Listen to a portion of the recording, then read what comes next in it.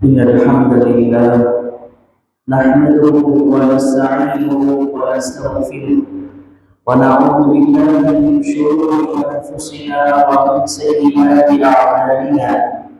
من يهده الله فلا مضل له ومن يضلله فلا هادي له. وأشهد أن لا إله إلا الله وأشهد أن محمدا عبده ورسوله أما بعد. فأعوذ بالله من الشيطان الرجيم. بسم الله الرحمن الرحيم. يا أيها الذين آمنوا اتقوا الله حق تقاته ولا تموتن إلا وأنتم مسلمون.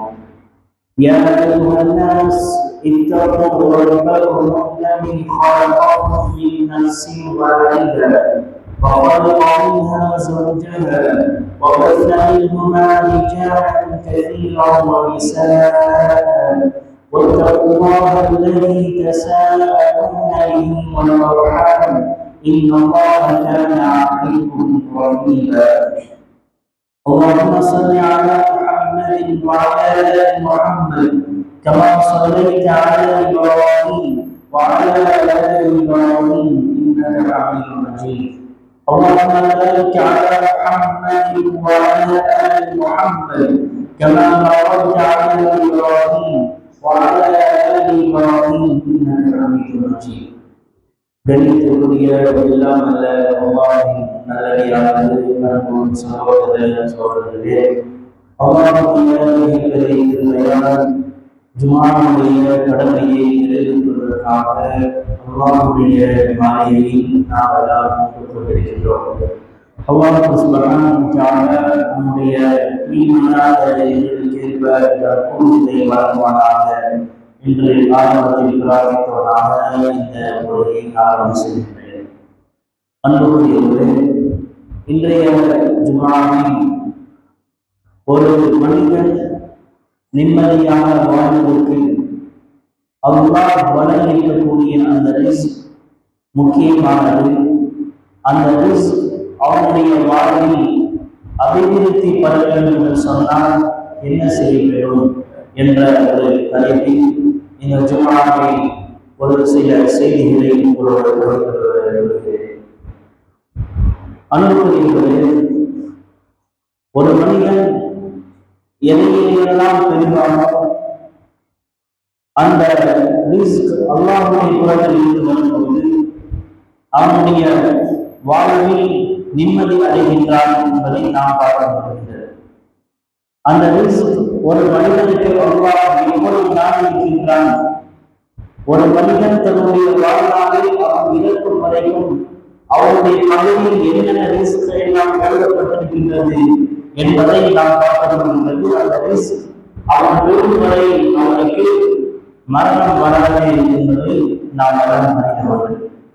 பொதுவாக நாம் ரிஸ்க் என்று சொன்னால் எதை தெரிந்து வைத்துக் கொள்வோம் என்று சொன்னால், நம்ம சாப்பிடக்கூடிய உணவு, நம்ம படுக்கக்கூடிய மாணவர்களும் உணவாளர்களும் இதுதான் ரிஸ்க் என்று நம்ம நினைச்சிருக்கிறோம். ஆனால் ரிஸ்க் என்று சொன்னால் அல்லாஹ் நமக்கு வழங்கக்கூடிய செல்வம், நமக்கு வரக்கூடிய வருமானம், நாம் செய்யக்கூடிய வேலை தொழில், இதுவும் அல்லாஹ் வழங்கக்கூடிய ரிஸ்க். அடுத்ததாக நாம் நம்முடைய வீடுகள், வசதியான வீடு, நமக்கு தேவையான அடிப்படையான உண்மை, இவையெல்லாம் வாழ்க்கைக்கு அத்தியாவசிய தேவையான பொருட்கள் நமக்கு வளர்க்கக்கூடிய ரிஸ்க். அதே போன்று குடும்பம், நல்ல உறவுகள், நல்ல பெற்றோர்கள், நல்ல துணைகள், எல்லாம் அதுதான் வளர்க்கக்கூடிய ரிஸ்க். அதே போன்று குறிப்பாக உடல் ஆரோக்கியம். அவன் இந்த உலகத்தில் வாழும்போது நோய் இல்லாமல் ஆரோக்கியத்தோடு உடல் வலிமையோடு வாழ்வது அவனுடைய மன அமைதிக்கு முக்கிய ஒரு கோடாக இருக்கின்றது. அதுவும் அல்லாஹ் வழங்கக்கூடிய அந்த ரிஸ்க். அதே போன்று அவனுக்கு வழங்கப்பட்டுள்ள அறிவு, வயதுடைய கல்வி, மார்க்க அறிவு, இதுவும் அல்லாஹ் வழங்கக்கூடிய ரிஸ்க். ஈமான், அவனுக்கு கிடைக்கப்பட்டுள்ள ஹிதாயத், இவையெல்லாம் அல்லாஹ் வழங்கக்கூடிய ரிஸ்க். இப்படி ஏராளமாக சொல்லிக் கொண்டே போகலாம். அப்ப இந்த ரிஸ்க் என்னுடைய வாழ்க்கையில் அபிவிருத்தி படுவதற்கு சொன்னால் நான் என்ன செய்யணும்? ஒரு 10 அம்சங்கள் இது பார்க்கப்படுகின்றன. இந்த 10 அம்சங்களை யார் கடைபிடிப்பாரோ அவருக்கு அல்லாஹ் அவருடைய ரிஸ்கை பரக்கத் செய்கின்றார். அவருக்கு வழங்கப்படக்கூடிய ரிஸ்கை விசாலமாக்குகின்றார். அல்லாஹ் சுப்ஹானஹு வ தஆலா தன்னுடைய திருமறையில் சொல்லும்போது சூரா தலாக் 3வது வசனத்தில் சொல்கின்றார், وَيَرْزُقْهُ مِنْ حَيْثُ لَا يَحْتَسِبُ وَمَنْ يَتَوَكَّلْ عَلَى اللَّهِ فَهُوَ حَسْبُهُ. முதலில் அல்லாஹ்வுடைய ரிஸ்க் விசாலப்படுவதற்கு சொன்னால் அல்லாஹ்வை அஞ்ச வேண்டும், அல்லாஹ்வை பயப்பட வேண்டும். அல்லாஹ் எதையெல்லாம் தடுக்கின்றானோ அதையெல்லாம் தடுத்து நம்முடைய வாழ்க்கையில் நடக்கும். وَمَنْ يَتَوَكَّلْ عَلَى اللَّهِ فَهُوَ حَسْبُهُ. யார் ஒருவர் அல்லாஹ்வை அஞ்சுவாரோ அவனுக்கு அல்லாஹ் அவனுக்கு அறியாத புறத்தில் இருந்து ரிஸ்கை வழங்குவார். அவன் எதிர்பார்த்தே இருக்க மாட்டாரு, அந்த ஒரு இடத்திலிருந்து அவருக்கு அல்லாஹ் கொடுத்திருப்பான். எப்படி மரியம் அலைஹிஸ்ஸலாத்து வஸ்ஸலாம் அவர்களுக்கு முன்னால் உணவு இருந்ததோ அங்கு கேட்கப்படுகின்றது, மரியம் அலைஹிஸ்ஸலாத்து வஸ்ஸலாம் அவர்கள் இந்த உணவு இதை அல்லாஹ்வுடைய புறத்திலிருந்து வந்தது என்று சொன்னார்கள் இல்லையா? அறியாத புறத்திலிருந்து வந்த அந்த உணவுகளுக்கு எப்படி மரியம் அலைஹிஸ்ஸலாத்து வஸ்ஸலாம் சொன்னார்களோ அதே போன்று நீங்கள் அல்லாஹ்வை அஞ்சி நடந்தால் அவர் சொன்ன அடிப்படையில் உங்களுடைய வாழ்க்கையை வைத்துக் கொண்டால் உங்களுக்கு அல்லாஹ் அறியாத புறத்திலிருந்து உங்களுக்கு வாழ்வாதாரத்தை அறிவார். நீங்கள் எண்ணி பார்க்க மாட்டீங்க, கொஞ்சம் கற்பனை செய்து பார்க்க மாட்டீங்க. அதுதான் அங்கிருந்து ஒரு வாழ்வாதாரத்தை அல்லாஹ் வாழ்வார் என்பதில் அல்லாஹ்வை அஞ்சிக் கொள்ள வேண்டும். அடுத்ததாக அல்லாஹ் சொல்றார் இன்னும் வசனத்துல 7வது அத்தியாயம் 96வது வசனம் சொல்கிறார், وَلَوْ أَنَّ أَهْلَ الْقُرَىٰ آمَنُوا وَاتَّقَوْا لَفَتَحْنَا عَلَيْهِمْ بَرَكَاتٍ مِنَ السَّمَاءِ. அந்த ஊர்வாசிகளுடைய நம்பிக்கை கொண்டு அல்லாஹ்வுக்கு பயந்து நடந்திருந்தால் அல்லாஹ் சம்பவம் சொல்றார், அவர்களுக்காக வானத்திலும் பூமியிலும் உள்ள அருள்மறை வாசலை நாம் திறந்து வைத்திருப்போம். எப்படி அவர்கள் அல்லாஹ்வுக்கு அஞ்சி நடந்திருந்தால் வானத்திலும் அதே போன்று பூமியிலும் நாம் வசித்திருப்போம், அல்லாஹ்வுடைய அருள்மறை வாசலை நாம் திறந்து வைத்திருப்போம் என்று அல்லாஹ் சுப்ஹானஹு வ தஆலா தன்னுடைய திருமறையில் குறிப்பிடுகின்றார். அதே போன்று நபி ஸல்லல்லாஹு அலைஹி வஸல்லம் சொல்றார், 2வது அம்சம் அதிகமாக இஸ்திக்ஃபார் செய்ய வேண்டும். அதிகமாக இஸ்திக்ஃபார் செய்ய வேண்டும். ரசூலுல்லாஹி சொல்றாங்க, இன்னல் அப்த லயுஹ்ரமு ரிஸ்க பிஹம்மி யுஸீபுஹு. ஒரு அடியான் தான் செய்யும் பாவத்தின் காரணமாக ரிஸ்கிலிருந்து தடுக்கப்படுகின்றார். அவன் தான் செய்யும் பாவத்தின் காரணமாக ரிஸ்கிலிருந்து தடுக்கப்படுகின்றார். ولا يرد القدر الا الدعاء ولا يزيد في العمر الا البر. அதே போன்று துஆவை தவிர வேறு எதுவும் அவனுக்கு விதியை தடுக்காது, நன்மையை தவிர வேறு எதுவும் ஆயுளை நீடிக்காது, ஆயுளை அதிகரிக்காது என்று நபிகள் ஸல்லல்லாஹு அலைஹி வஸல்லம் சொல்றாங்க. அப்ப இவனுக்கு ரிஸ்கிற பரக்கத்து இல்லை, என்னுடைய ரிஸ்க் அல்லாஹ் எனக்கு தந்திருக்கிறார், அது எனக்கு பரக்கத்து இல்லை, எனக்கு போதுமாக இல்லை என்று சொன்னால் அதிகமாக பாவம் செய்யும். முதல்ல நீங்க இஸ்திக்ஃபார் செய்யுங்க. அல்லாஹ் கிட்ட பாவம் மன்னிப்பு கேளுங்க. அல்லாஹ் கிட்ட நீங்க பாவம் மன்னிப்பு கேட்டால் இஸ்திக்ஃபாரை நீங்கள் அதிகப்படுத்தினால் அல்லாஹ் உங்களுடைய ரிஸ்கை விசாலப்படுத்துகிறார். இமாம் ஹஸன் அல் பஸ்ரி ரஹ்மத்துல்லாஹ் அவர்களிடத்துல ஒரு சொல்றாரு, இமாம் அவர்களே, எங்களுடைய பகுதியில மழை இல்லை, கடுமையான வறட்சி, அடிப்படை தேவைக்கு பூர்த்தி செய்யக்கூடிய தண்ணீர்கள் இல்லை, மழை பொழுது பல வருடங்கள் ஆயிடுச்சு, இந்த மாதிரி வறட்சியா இருக்குது, நம்ம என்ன செய்யணும்? இப்போ இமாம் அவங்க சொல்றாங்க, ஹஸன் அல் பஸ்ரி ரஹ்மத்துல்லாஹ் சொல்றாங்க, அஸ்தக்ஃபிருல்லாஹ், நீங்கள் அல்லாஹ்விடம் இஸ்திக்ஃபார் செய்யுங்கள், அஸ்தக்ஃபிருல்லாஹ் என்று சொல்றாங்க. அதே போன்று இன்னொன்று வர்றார், இமாம் அவர்களே, எனக்கு வறுமை அதிகமாக இருக்கு, ரொம்ப வறுமையா இருக்கிற, வறுமையை நான் வாழ்க்கொண்டே இருக்கிறேன், வறுமை விட்டு நான் செல்லுங்க, அதை நான் என்ன செய்ய வேண்டும்? அவரிடத்திலும் அதே வார்த்தையை சொல்றாங்க, நீங்கள் அஸ்தக்ஃபிருல்லாஹ் சொன்னால் அதிகமாக இஸ்திக்ஃபார் செய்யுங்கள். மூன்றாவதாக ஒருவர் வருகிறார் இமாமோடத்துல, எனக்கு குழந்தை இல்லை, குழந்தை பாக்கியம் இல்லை, நாம் என்ன செய்ய வேண்டும்? அவர்களுக்கு சொல்கிறார்கள் இமாம் அவர்கள், நீங்கள் இஸ்திக்ஃபார் செய்யுங்கள், அஸ்தக்ஃபிருல்லாஹ் அஸ்தக்ஃபிருல்லாஹ் அதிகமாக சொல்லுங்கள், அல்லாஹ் உங்களுடைய நாட்டங்களை நிறைவேற்றுவார். அடுத்த ஒருத்தர் சொல்றாரு, என்னுடைய தோட்டத்துல விவசாய நிலங்கள், விவசாயிகள் நான் செய்யக்கூடிய அளவுக்கு போதுமான தண்ணீர் இல்லை, வறண்டு போய் கிடக்குது, நான் என்ன செய்ய வேண்டும்? நீங்க அவர்களுக்கு சொல்றாங்க, நீங்க அதிகமாக இஸ்திக்ஃபார் செய்யுங்கள், அல்லாஹ் உங்களுடைய தேவைகளை பூர்த்தி செய்வான் என்று சொல்றாங்க. இவை எல்லாம் நான் என்னுடைய சொந்த கருத்தாக நான் சொல்லவில்லை, இவையெல்லாம் நான் சொன்னது என்னுடைய சொந்த கருத்தாக சொல்ல.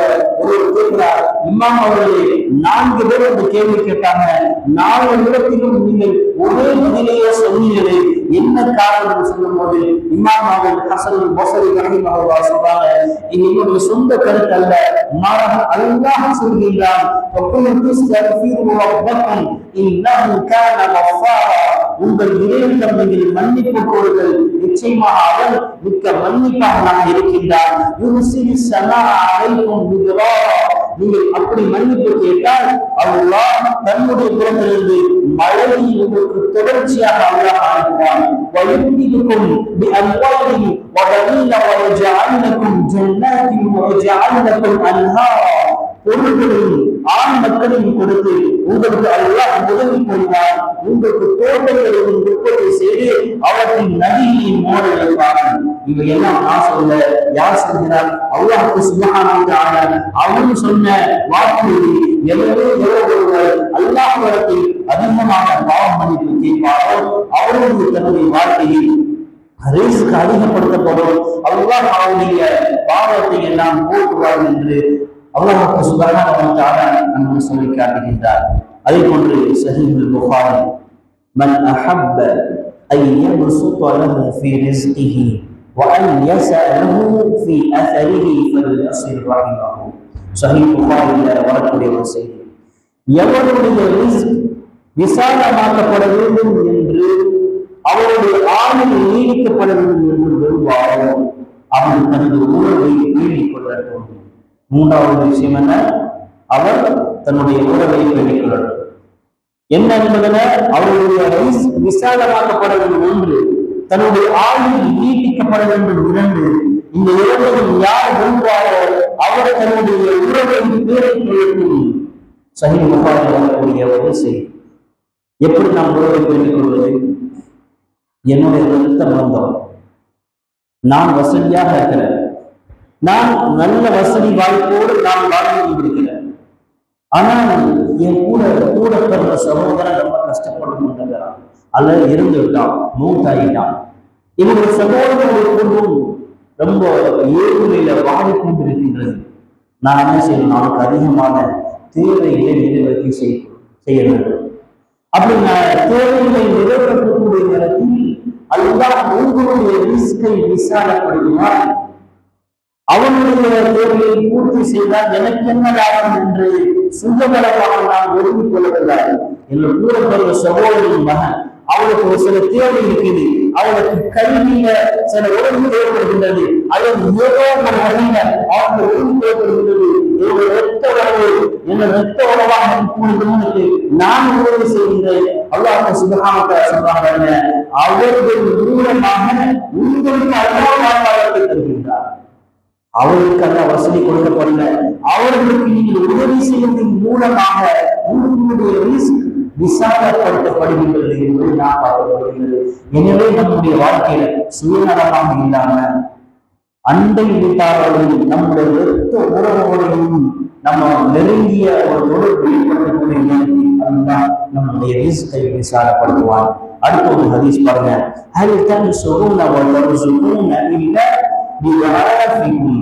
அதாவது உங்களில் உள்ள பலவீனங்களின் காரணத்துக்காக தான் உங்களுக்கு உதவி செய்யப்படுகிறது. பலவீனமானவர்கள் இருக்கிறாங்க, அவர்களுக்கு நீங்கள் உதவி செய்யப்படுவதன் மூலமாக அல்லாஹ் உங்களுடைய ரிஸ்கை விசாலப்படுத்துகின்றார். அல்லாஹ் எனக்கு தந்திருக்கின்றான். அந்த பொருளாதாரம் நான் எப்படி செலவு செய்கின்றேன் என்ற ஒரு கேள்வியும் நாள மறுமை நமக்கு இருக்கின்றது என்பதை நாம் உள்ளபடியாக புரிந்து கொள்ள வேண்டும். அதே போன்று சூரத்து ஷரா அல்லாஹ் சொல்கின்றார், إن ربي يبسط الرزق لمن يشاء من عباده ويقدر له. நபியே நீங்கள் கூறுகிறார்கள், நிச்சயமாக என் இறைவன் தன் அடியாரில் தான் விரும்பியவர்களுக்கு அதிகமான வாழ்வாதாரத்தை கொடுக்கின்றார், தான் விரும்பியவர்களுக்கு குறைத்து விடுகின்றார். وَلَا أَنفَقْتُمْ مِنْ شَيْءٍ فَهُوَ يُخْلِفُهُ وَهُوَ خَيْرُ الرَّازِقِينَ. ஆகவே நீங்கள் எதை தானம் செய்தாலும் அவன் அதற்கு பிரதிபலன் கொடுத்தே தீருவான். அல்லாஹ் குறையாளர்கள் மிக்க நிகழான என்று சொல்கிறார். அல்லாஹ் அவனுக்கு குறைத்து தந்தாலும் அதே போன்று அவனுக்கு அதிகமாக தந்தாலும் நீங்கள் அல்லாஹ்வுடைய பாதையில் நீங்கள் ஒரு அளவு நீங்கள் தானம் செய்தாலும் அதற்குண்டான பிரதிபலனை அல்லாஹ் நிச்சயமாக அவர்களுக்கு தந்தே தீருவான் என்று அல்லாஹ் சொல்கின்றார். அதே போன்று அடுத்த அம்சம் சொல்கின்றார்,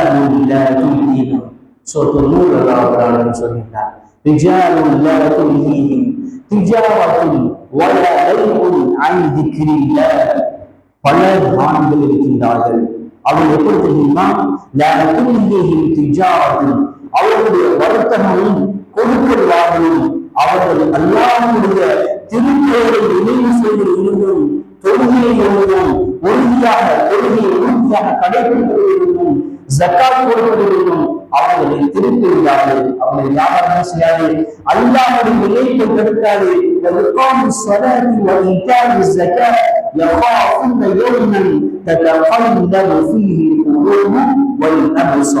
அதாவது அவர்களுடைய வியாபாரம் எப்படி தெரியுமா, முதல் விஷயம் அல்லாஹ்வின் திக்ரிலிருந்து அவர்களை திசை திருப்பார். பெரிய வியாபாரியா இருக்காரு, கொடுக்கல் வாங்கல பெரிய அளவுக்கு பண்ணிட்டு இருப்பாரு. ஆனால் அவருக்கு என்ன இருக்காது, சில நேரங்கள்ல ஹராம் ஹலால் தெரியாது, சில நேரங்களில் ஹராம் ஒழுங்குறாரு. ஆனால் இந்த வியாபாரம் எப்படிப்பட்ட வியாபாரம், இந்த ஆண்டு எப்படி வியாபாரம் செய்வார்கள், அவருடைய கொடுக்கல் வாங்கலில் ஹராம் இருக்காது. குறிப்பாக அல்லாஹ்வுடைய திக்ரிலிருந்து அவரை திருப்பாரு. இரண்டாவது, தொழுகையை விட்டு விமர்சையாக திசை திருப்பாரு. அதே போன்று அல்லாஹ் வழங்கிய அந்த பொருளாதாரத்திலிருந்து ஜக்காத்தை சரியாக கொண்டு வருவார்கள். இவர்கள் எப்படிப்பட்டார்கள், அல்லாஹ்வுடைய வாழ்நாளில் ரிஸ்கை விசாரப்படுத்துகின்றார் என்று அல்லாஹ் சுப்ஹானஹு வ தஆலா சொல்கிறார். நான் மேல ஒரு வசனம் சொன்னேன், யார் ஒருவர் அல்லாஹ் நம்பிக்கை வைப்பாரோ அவருக்கு அல்லாஹ் அவன் அறியாத புறத்திலிருந்து அவனுக்கு வாழ்வாதாரத்தை கிடைப்பான். அவனுடைய வசனம் நான்காவது நிபந்தனை என்ன, அல்லாஹ்வின் மீது தவக்குல் வைப்பது. யார் அவர்கள் அல்லாஹ்வின் மீது தவக்குல் வைப்பாரோ அவன் அவருக்கு போதுமானவனாக இருக்கின்றான் என்று அல்லாஹ் சொல்கிறார். இதுல தவக்குல் என்ன செய்யணுமோ முன்னே நம்ம வைக்கணும். நம்ம பொருளாதாரத்தை தேடுறோம், வாழ்வாதாரம் தேடுறோம், இருந்தாலும் அல்லாஹ்விடத்துல அந்த தவக்குலை ஒப்படைக்கும் போது அல்லாஹ் முழுமையாக அவன் பொறுப்பேற்றுக் கொள்கின்றான். அடுத்ததாக பாருங்க, ஐந்தாவது அம்சம், இந்த தவக்குலை பொறுத்தவரையில தக்குவா மட்டும் அல்லாமல் முழுமையாக அல்லாஹ்வை நம்பி அவனிடத்தில் நம்முடைய எல்லா பொருளாதாரத்தையும் எல்லா தேவையும் நாம் ஒப்படைத்தாக வேண்டும். அடுத்தது பாருங்க, நபிகள் நாயகம் ஸல்லல்லாஹு அலைஹி வஸல்லம் அவர்கள் கிராமப்புறவாசி வர, யா ரசூலுல்லாஹ், நான் இன்மையிலும் மறுமையிலும் கஷ்டம் இல்லாமல் நான் மறுமையில் வெற்றி பெறுவதற்கு உண்டான ஒரு வழி என்று சொல்லிட்டாங்க. இந்த உலகத்தை நிறைய கஷ்டம் இருக்குது, நிறைய துன்பங்களை அனுபவிச்சுட்டு இருக்கிற நான் மறுமையும் என்ன செய்யக்கூடாது, நாம் எந்த விதமான கஷ்டமும் இல்லாமல் நம்ம சொர்க்கத்துக்கு போவோம். இப்போ நபி சொல்றாங்க, சுப்ஹானல்லாஹ் வல்ஹம்துலில்லாஹ் வலா இலாஹ இல்லல்லாஹ், இந்த கலிமாக்களை நீங்க சொல்லுங்க. உடனே அந்த கிராமப்புறவாசி என்ன செய்யறாரு, ஒரு ஓரமா உட்கார்ந்து நபி ஸல்லல்லாஹு அலைஹி வஸல்லம் சொல்லி கொடுத்த அந்த கலிமாவை சொல்றாங்க, சுப்ஹானல்லாஹ் வல்ஹம்துலில்லாஹ் வலா இலாஹ இல்லல்லாஹ். கொஞ்சமே சொல்லிட்டு ரசூலுல்லாஹ் கேட்கிறாங்க, யா ரசூலுல்லாஹ், நான் இதை விட அதிகமாக நான் கேட்கிறேன், இந்த உலகத்துல எந்த விதமான கஷ்டம் வரக்கூடாது, குறிப்பாக அவருடைய ரிஸ்க் விசாலப்படுத்தப்பட வேண்டும், நான் என்ன செய்ய வேண்டும்? அடுத்து ஒரு துஆ சொல்வாங்க, அல்லாஹும்ம கஃபிர்லி வர்ஹம்னி வஆஃபினி வஹ்தினி வர்ஸுக்னி. இந்த துஆ கற்றுக்கிறார். யா அல்லாஹ், என்னை மன்னிப்பாயாக, எனக்கு அருள் செய்வாயாக, எனக்கு ஆரோக்கியத்தை வழங்குவாயாக, எனக்கு நேர்வழி காட்டுவாயாக, எனக்கு ரிஸ்கை வழங்குவாயாக. இந்த துஆ சொல்றாங்க. உடனே அந்த கிராமவாசி என்ன செய்யறாங்க, ஓரமா வந்து ரசூலுல்லாஹி சொல்லி கொடுத்த இந்த துஆவை சொல்லிட்டே இருக்கிறாங்க. மீண்டும் ரசூலுல்லாஹி வந்து, யா ரசூலுல்லாஹ், நான் இதை விட நான் அதிகமாக எதிர்பார்க்கிறேன். அப்ப சொல்றாங்க ரசூலுல்லாஹி அலைஹி வஸல்லம், சுப்ஹானல்லாஹ் என்று சொன்னா இல்லவா, நீ சுப்ஹானல்லாஹ் என்று சொல்லக்கூடிய நேரத்தில் அல்லாஹ் உனக்கு பதில் அளிக்கின்றான். சதக்த, என் அடியான் உண்மை சொல்லிவிட்டான். நீ ஓடக்கூடிய ஒவ்வொரு தெளிவாகவும் அல்லாஹ் என்ன செய்கின்றான், பதில் சொல்லிக் கொண்டிருக்கின்றான். இந்த துஆ ஒரு சாதாரணமான துஆ அல்ல, அனைத்தையும் உள்ளடக்கிய ஒரு துஆ. அல்லாஹும்ம கஃபிர்லி, யா அல்லாஹ் என்னுடைய பாவங்களை மன்னிப்பாயாக, வர்ஹம்னி, எனக்கு அருள் செய்வாயாக, உலகத்திலும் இன்மையிலும் மறுமையிலுக்கு மிகப்பெரிய அருளை செய்வாயாக, வஆஃபினி, எனக்கு நோய்களிலும் துன்பத்திலும் யா அல்லாஹ் எனக்கு பாதுகாப்பு தருவாயாக. இன்னைக்கு நோய் இல்லாத வாழ்க்கை அல்லாஹ் கொடுத்த மிகப்பெரிய அருள். துன்பம் இல்லாத மனிதர்கள் யாரும் இந்த உலகத்தில் கிடையாது. அதே போன்று நோய் இல்லாத மனிதர்கள் மிகவும் அரிதாக காணப்படக்கூடிய இந்த துன்யால அலுவலகத்தை நம்ம அதிகமாக துஆ செய்யணும். வஆஃபினி, யா அல்லாஹ் எனக்கு நோயிலிருந்து பாதுகாப்பு தருவாயாக, வஹ்தினி, எங்களை நேர் வழியில் நடத்துவாயாக. மிக பிரதானமான ஒன்று. எத்தனையோ பேர் முஸ்லிம்கள் உலகத்தில் வாழ்ந்து கொண்டிருக்கிறாங்க. எல்லா மக்களும் நேர் வழியில் இருக்கின்றார்கள் சொன்னால் மிகவும் கேள்விக்குறியாக இருக்கின்றது. அப்ப நேர்வழியை ஹிதாயத்தை அல்லாஹ்வுடைய மனிதனுக்கு வழங்குவது மிக பிரதானமான ஒரு ஞானத்தாக இருக்கின்றது, மிகப்பெரிய ஒரு பவராக இருக்கிறது. அல்லாஹ்விடம் நம்ம கேட்கணும், யா அல்லாஹ் எனக்கு நேர் வழியை தருவாயாக, ஒரு ரிஸ்கை, என்னுடைய வாழ்வாதாரத்தை அபிவிருத்தி செய்வாயாக. அன்புக்குரிய சகோதரர்களே, நம்முடைய வாழ்வாதாரம் அபிவிருத்தி செய்யப்பட வேண்டும் என்று சொன்னால் மேல் சொன்ன எல்லா அம்சங்களும் நம்முடைய வாழ்க்கையில கடைபிடிக்க வேண்டும். அல்லாஹ் சுப்ஹானஹு வ தஆலா நம்முடைய வாழ்வாதாரத்தை அதிகப்படுத்துவானாக. வஆஹிரு தஅவானா அல்ஹம்துலில்லாஹி ரப்பில் ஆலமீன்.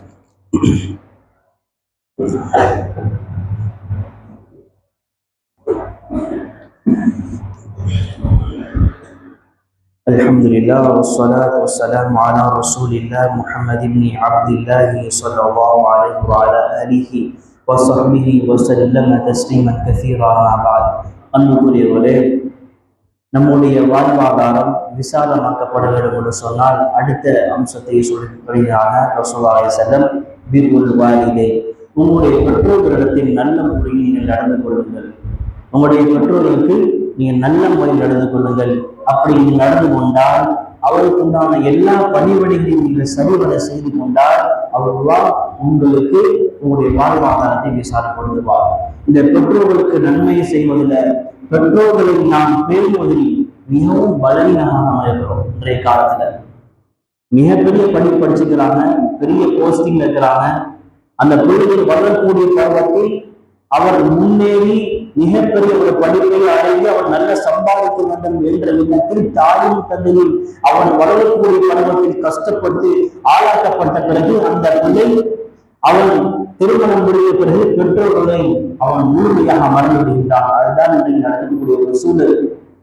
அப்போ நீ எவ்வளவு பெரிய போஸ்டிங் இருந்தாலும், எவ்வளவு பெரிய பதவியில் இருந்தாலும், பொருளாதாரத்தில் நீங்க மிகப்பெரிய வலிமை அடைந்தாலும் உங்களுடைய வாழ்க்கையில் நிம்மதி இருக்காது. நிம்மதி இருக்காது.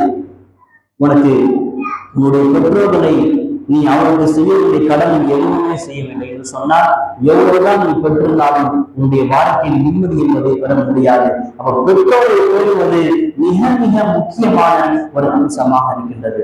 அடுத்ததாக பாருங்க, சதக்காக்களை அதிகப்படுத்துதல். சதக்காக்களை அதிகப்படுத்துதல். சதக்காவை அதிகப்படுத்துவது அல்லாஹ்வுடைய கோபப்பாடுகள் ஒரு மனிதனை தடுக்கின்றது. அல்லாஹ்வுடைய கோபப்பாடு என் மேல படக்கூடாதுன்னு சொன்னால் அதிகமாக நீங்க ஜக்காத் செய்யுங்க. அல்லாஹ்வுடைய பாதையில் நீங்க ஜக்காத் செய்யுங்க. அல்லாஹ் சொல்வான், நாம் அவருக்கு கொடுத்தவற்றிலிருந்து என்ன செய்வாங்க, செலவும் செய்வார்கள். அஷ்ஷைத்தான் யாஇதுக்கும் பில் ஃபக்ர வ யஅமுருக்கும் பில் ஃபஹ்ஷா ஷைத்தான் உங்களை வறுமையை காட்டி அப்படியே அச்சமூட்டுவான், உங்களை பயங்காட்டுவான். ஆனால் அல்லாஹ் தன்னுடைய ஃபضலால் அவனுக்கு இன்னும் அவனுடைய மகஃபிரத்தை அதிகப்படுத்தி கொடுப்பார். அடுத்தது ஜக்காத்தை, நாம் சதக்காவை அதிகப்படுத்த வேண்டும். இறுதியாக பாருங்க, நன்றி உணர்ச்சி, ஷுக்குர். அல்லாஹ் எனக்கு தந்ததிலிருந்து போதுமாக்கிக் கொள்ள வேண்டும். அல்லாஹ் எனக்கு தந்திருக்கிறார், அல்ஹம்துலில்லாஹ். எனக்கு 2 பெண் மக்கள் தந்திருக்கிறார், அல்ஹம்துலில்லாஹ். 2 ஆண் மக்களையும் தந்திருக்கிறார், அல்ஹம்துலில்லாஹ். அல்லாஹ் எனக்கு எது ஹைர் என்பதை அவனுக்கு தான் தெரியும். ஆனால் நம்ம நினைச்சிருக்கோம், எனக்கு குழந்தை இல்லையே, எனக்கு ஆண் பிள்ளை இல்லையே, எனக்கு பெண் பிள்ளை இல்லையே நம்ம நினைச்சிட்டு இருக்கிறோம். அல்லாஹ் எனக்கு தந்தவற்றிலிருந்து நான் போதுமாக்கிக் கொண்டு அல்லாஹ் நமக்கு நான் நன்றி செலுத்த வேண்டும்.